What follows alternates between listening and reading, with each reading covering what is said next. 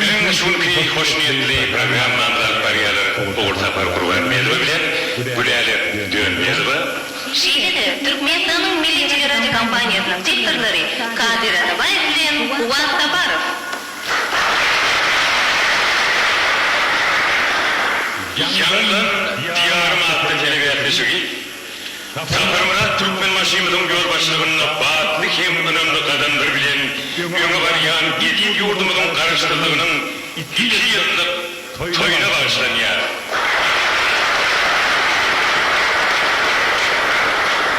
Bizim şunki konsertimizde Türkmenistan'ın prezidenti, bizim hormatlı prezidentimiz Saparımına Türkmen maşim önem katlaşıyor.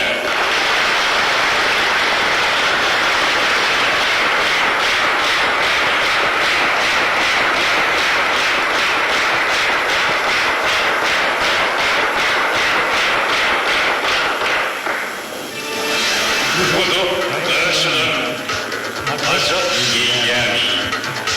Şirbelerden budu görün tirdarım. Ömrüm budu korkun, işlerim soğudu.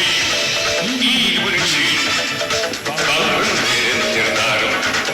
Yiğidimin halkına ödülen bir gerçek, yürümüz olduğunun Türkmen başıyımız. Yürümüzde uğruna alnı fırçak, ömrümüz olduğunun Türkmen başıyımız.